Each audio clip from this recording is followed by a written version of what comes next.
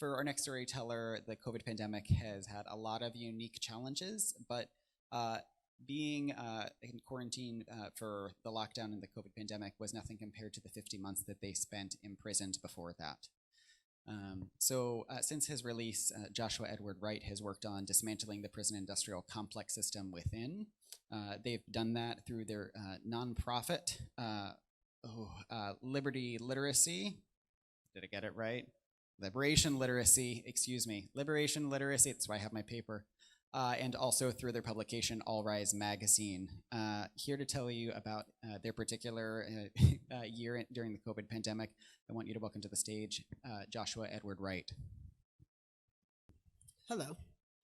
I was born with cystic fibrosis. And for those of you that aren't aware, cystic fibrosis is a genetic terminal illness that mainly affects the lungs and the pancreas. And there's other things associated with it, like joint pain. I have to do breathing treatments multiple times a day. I have to take pills every time I eat. A multitude of things to try and keep the symptoms down. And when I was little, I was diagnosed when I was 2. But from the time I was born until I was 7, I grew up in a very abusive and dangerous household. My father was an abusive alcoholic, and he was very, I would say, unstable and chaotic. And so I always had to figure out ways to remain safe in terms of, like, in the eyes of adults. And how I did that, one of the first books I read was the dictionary, because I thought it was a book and I was supposed to read it. And I started using intelligence that I either was born with or gained through activities such as this to appeal to adults, so they saw me as smart and therefore worthy of protection in order to survive people like my father. And in doing so, I figured out that if people saw me as valuable and saw me as worthy of something, worthy of potential, worthy of protection and survival, that I would be okay. And that was my entire childhood, is figuring out how to make people think that I was worth keeping alive. And that intelligence served me all through my life pretty much, and I was able to go to college, and my mom and him divorced when I think I was 10, but they stopped interacting, and therefore I stopped interacting when I was 7. So I was able to be out of that environment for quite some time. And I utilized that intelligence as much as I could, and eventually pursued a doctorate in clinical psychology. Unfortunately, what happened on the first day of classes at the University of Oregon in Eugene, I was arrested and charged with burglary in the first degree for trying to get possessions back from an ex's residence. And I was very confused at this time because I didn't understand why this was illegal, trying to get your own possessions back. And I eventually took that to trial because I thought that I should. I thought that, there's a burden of proof and there's a benefit of the doubt, and they have to kind of prove that I did something wrong. And a lot of other conditioned things that I was told growing up, especially as a white presenting person and also masculine. I just assumed that I would be getting away with anything they said I did. And I also didn't do anything, so I thought that was at least good enough. Unfortunately, that's not really how the justice system works, and I found that out the hard way. You have to prove that you're innocent. And if you're a poor college kid, didn't come from any type of money or anything like that, it's pretty hard to prove that you didn't do something. And another thing about Oregon's law that I was unaware of is a burglary is if you cross the threshold of a door, and that means half of your foot goes over the entrance of a door frame, and it's an occupied dwelling, that's considered a burglary in Oregon law. And there's also, of course, you have to intend to steal something, which I don't know how they could prove that possibly, but they said that I did. So I was found guilty after a 3-day trial of burglary, sentenced to 60 months in prison at the time, 5 straight years, and went into custody for the first time in my life. Before this, when I was arrested, I was in solitary confinement, and I kind of got used to my mind, for lack of a better word, and how it works. And that was a very strange, disturbing, traumatic, and also interesting experience, to say the least. And I'm not going to get into that because it's way too much to talk about right now. But as I progressed into prison, another thing that I realized is there were a lot of people like me that either straight up weren't at the scene of the crime, never did anything, or were in like a different state, sometimes even a different country. There were also people that did do a lot of crime, and I started to try and understand why, because these were the people I was living with now. And one of the things I realized is that there's not a lot of resources for people that have some type of need or some type of thing they're trying to fulfill. And we don't give them opportunities to fulfill those needs if they mess up in trying to attain them. We just put them in a cage and say, you need to figure that out. You need to rehabilitate yourself. You need to take programming. You need to do what you're told. You need to listen to the correctional officers. You need to listen to staff. You need to do this treatment plan, do this program, and things like that. And then we just expect them to magically get better by themselves. And I quickly realized that if I wanted to get better, or at least improve myself or grow, I had to figure out how to do that alone. And in prison, having cystic fibrosis, the first year was spent trying to explain that I needed medicine, that I needed a breathing treatment, that I needed some type of treatment plan to deal with my symptoms, because I would die without them. It took me, when I was first arrested, it took me 3 full days just to get enzymes to eat. I couldn't eat for 3 days, and they kept saying that I was refusing to eat. When I kept repeating, I actually can't eat, I need enzymes to eat, they listed it as a refusal and denied me food.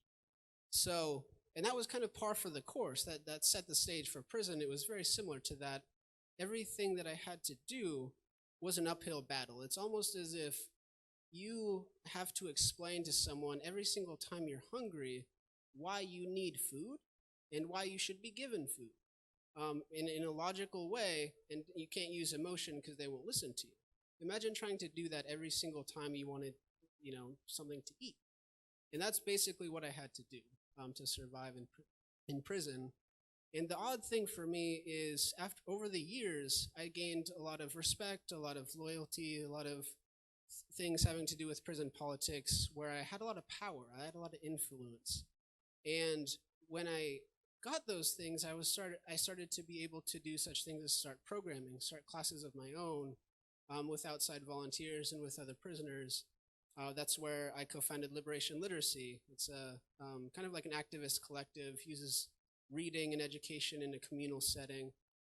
And I was also able to co-create All Rise magazine, and that's a publication where all of the content is by people who have done time or are still doing time. And I was also able to co-found the first gender and sexuality class in the Oregon Department of Corrections. And after doing these things, I started to not have to ask to get breathing treatments, to get medication, to get different things that were coming out in the community, because there's constantly developing new medications, new therapies for cystic fibrosis while I was in prison. They started offering them to me, calling me down to medical and asking if I wanted them, if it was a good idea for me to have, which was a very strange experience. But it was nice, not having to explain to everyone constantly that I need to eat. So, as I transitioned out, I was released in November of 2018. It'll be 3 years and, 4 or 5 months. I was told I would have medical insurance when I got out, and that's kind of a given that you're supposed to have. You sign up about a week to a month before your release, and they tell you everything's ready to go when you get out, and I just have to check in with my parole officer, check in with my housing, and I'm good. I'll transition back into society, I'll figure stuff out, try to get employment. And what happened is I got out and I set, an appointment for my first checkup for cystic fibrosis to see how much damage has been done to my body over these years. My FEV1, which is a lung volume percentage that they regularly check in testing my cystic fibrosis, went down by about 15 to 18 points, which is quite a lot. Actually, 15 to 18%. So I went into prison, I think it was 60% FEV1 lung volume, and I left around 41. And for those of you not in the medical field, it's a huge drop. 50% is like 50% lung capacity that a normal person is able to expel. I went down almost 20 points. So that's just one kind of variation. Another thing I realized is that I didn't have insurance, and when I went to my first appointment, I had to get a bill and pay in order to be tested for anything, and then figure out why I didn't get insurance later. Otherwise, I'd have to reschedule, and there's months-long waits for appointments. So I had to just figure out what happened and do everything myself, and how to navigate a system that I was really unfamiliar with because I moved from Eugene to Portland. So that was another aspect that was difficult. Another thing I found out is that I have really bad PTSD. I went to a grocery store to get some groceries, and people were reaching over my cart. They were bumping into me. They were kind of brushing up against me. And I had the first panic attack of my life, and I had to leave the store, go to my car, and take a lot of deep breaths, and come back the next day and try it again. And I don't know why. I have no idea to this day what, the reasoning behind that. Of course, prison is not a pleasant place, but it doesn't explain that severity, I guess, for me logically. So that's something that I'm dealing with now. I have trouble with people behind me. Loud, sharp noises, fireworks on the 4th of July are nightmarish. So, but, other than those small things, it was okay. And I was transitioning well, and, I was getting speaking events. I was, talking about my work. I was, doing nonprofit work with the things that I founded in prison. Got involved with MACG, actually, Metropolitan Alliance for the Common Good, and other things. And, things were okay. And then the pandemic hit, right? And having cystic fibrosis, I also have a lowered immune system. And so I was immediately very scared and worried what would happen to me. And I was like, well, I kind of had a good run. Probably this will be it. The second I, go to the grocery store and my mask isn't on properly, or someone takes theirs off, or doesn't even have one on, or I'm walking by someone in the community and, they cough in my direction, that'll be it. But that was okay for me, because when you grow up with cystic fibrosis, you start to get used to death in a very different way. You start to think of it as a comforting thing that will eventually happen, not as a very scary, unknown idea. That will happen years in advance. You kind of get really comfortable and really used to that idea. So I was like, well, I did what I could. I did my best, and I think that's all I can do. So it was okay, but I kept thinking about people in prison, because they can't escape. They can't stay in their house. They can't isolate like we're all being told to do. And they don't have to worry about people like walking by them, but they do have to worry about correctional officers bringing it in, and they have to worry that they don't have access to masks. They don't have access to personal protective equipment. And what can I do about that? And I started to realize not much. None of that is up to me. None of that is up to really anybody, except for maybe the governor. But even then, there's a lot of work to be done to try and get people out of that situation. And the problem is, what do we do with the people? There's constantly back and forth about, our prisons, do they work? Do they need to be reformed? Do they need to be abolished, which is what I believe. And it's just too much work to deal with when there's a pandemic, and we can't get to an answer immediately. It's going to take years. It's going to take a lot of time. It's going to take a lot of work. So I was just left hoping that the friends I had on the inside survived like I did. And some of them are still in there, by the way. So another thing that happened is, as the pandemic progressed, we had the wildfires up and down the Pacific Northwest and really the West Coast in general. The whole thing was on fire.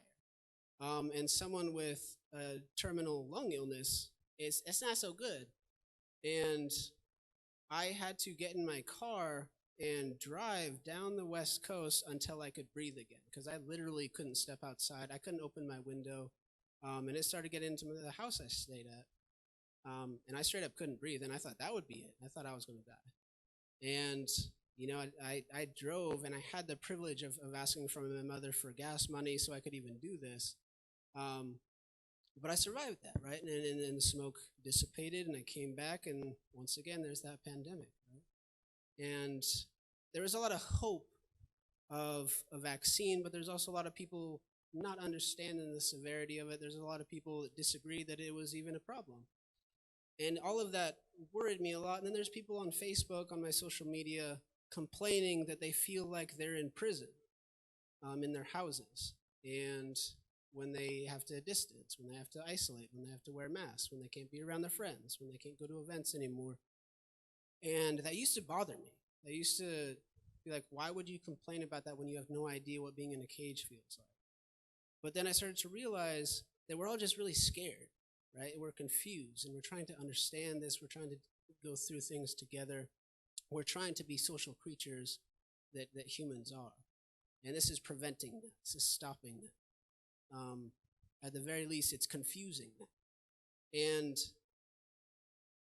that's the thing that I touched on, or I tried to focus on, I guess, is that people weren't complaining about something that they could never understand. They were scared, right? That's behind the words. That's behind what they were saying.